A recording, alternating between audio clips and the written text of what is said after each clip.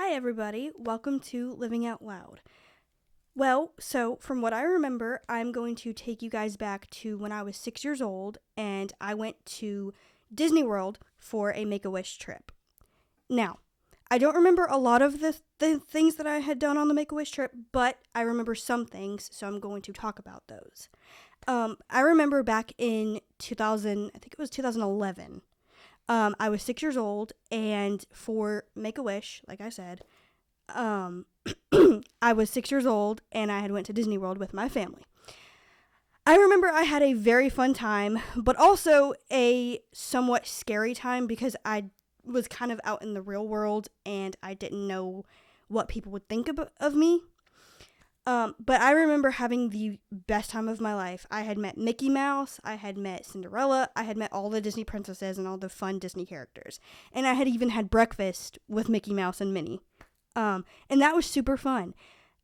And I remember my brother actually teasing me the night we got there. He had teased me and he was like, "Oh, well, they're not going to know who you are and they're not going to want to talk to you." I'm like, "Dylan, really?" Well, lo and behold, we got there, and the first thing Minnie Mouse did was hug me. And that, guys, when I tell you, made my heart so happy. I almost started crying in Minnie's arms because it made me feel like, okay, well, I'm an important person, and people are gonna come up to me and hug me and realize, hey, I'm a human being, even if I have difficulties in my life.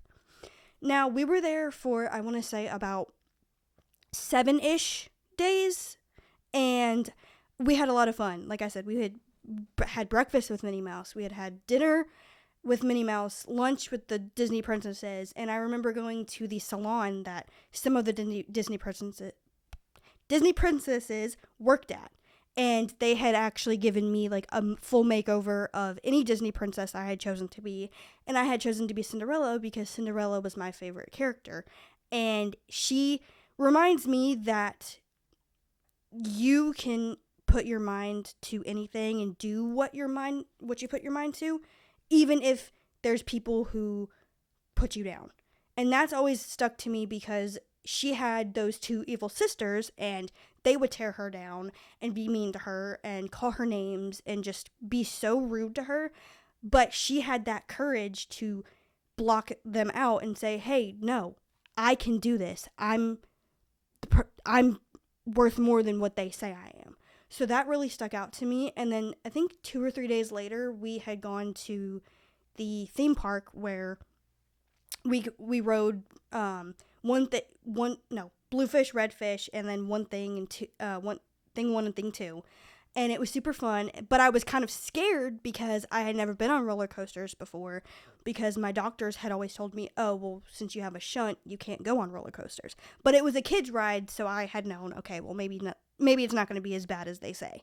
And it was super fun. I remember my mom being terrified and her ducking down in between the seats because she was so scared. So that was a really funny moment back when I was 6. And then another thing is, my grandma wanted to go with us, but unfortunately she couldn't go because she got really sick back then. And she was very devastated that she couldn't go. But then I remembered she would want me to go have fun, even if she wasn't with me. She's with me in spirit to this day. And I always have that constant reminder from her that, hey, Brittany, you're worth more than anybody tells you, and that she would want me to be happy in life even if she's not here. And that really sticks out to me because she was a person who, even though I went on a trip, she wanted me to have fun, and she wanted me to experience fun things that might be difficult for me because I'm in a wheelchair, but also have that fun and look back at it 20 years later to today and realize, wow, I had a really fun childhood, even though I'm in a wheelchair. My childhood was the most fun ever. So that was another thing that I really loved. And then another memory I remember back was when I was 6, that we actually had also gone to, I think it was a couple months later, we had gone to, I can't remember exactly where it was. No, we still went to Disney World. We went to Jurassic Park, I think it was. And That was a lot of fun. My brother, he loved Jurassic Park, and he was older than me.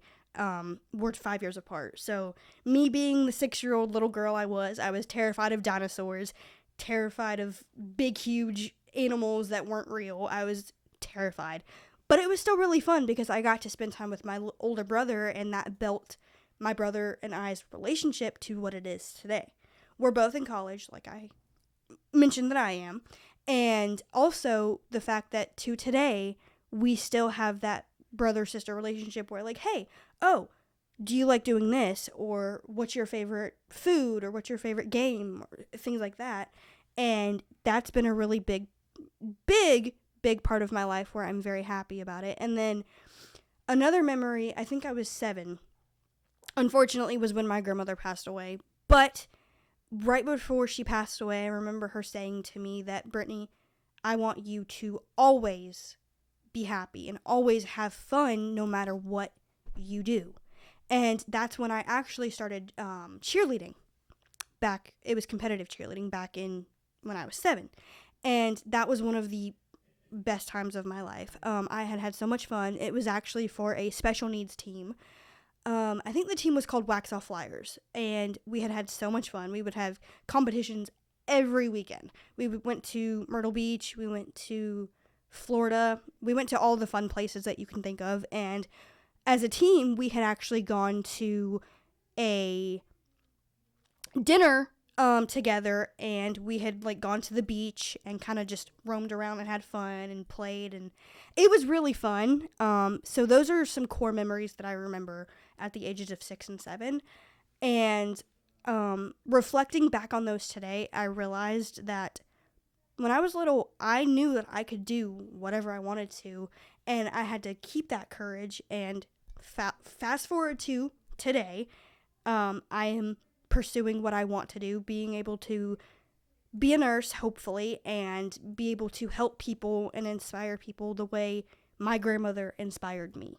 And that's been something I've always wanted to do, and I'm super happy I get to do it today. And I want to say thank you again to pretty much anybody in my life who has always been there watching me and following me through the steps of life, reminding me that I am always 100% worth more than I would think I was. And thank you guys for watching, and I will see you guys again soon.